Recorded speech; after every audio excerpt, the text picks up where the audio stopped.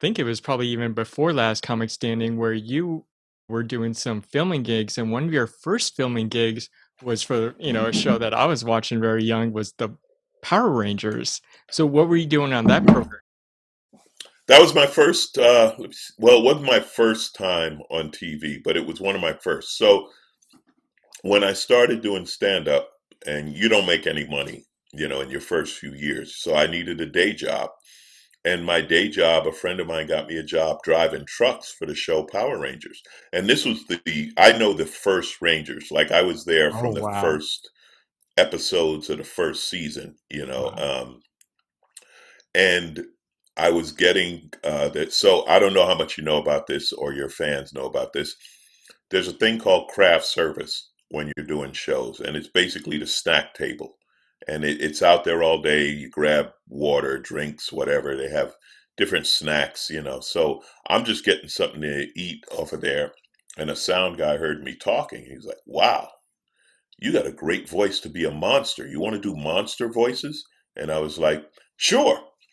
And that was it. They took me into the booth, and I started roaring about how I want to kill Power Rangers, and it worked into a gig, and I got to do a few of the shows, and I got to be in the movie, a voice in the movie. Yeah, that was a lot of fun. It's a shame that they put you as a monster because I could definitely see you as a Power Ranger. Yeah. Oh no, no, I'm twice the size of the Rangers. The Rangers, and this is the magic of television, right? They weren't kids, and only reason they weren't kids is because like there are filming laws, right? So kids can't work, all day and this and that.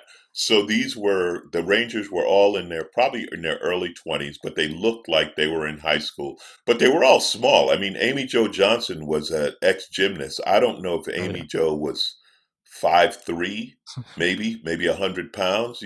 So can you imagine my 6'3", 250 pound, just standing over Amy Jo? Wouldn't look good, Joel. So no. I did the voices of the monsters, and the actual monsters were the stunt people, and they'd put on these foam suits.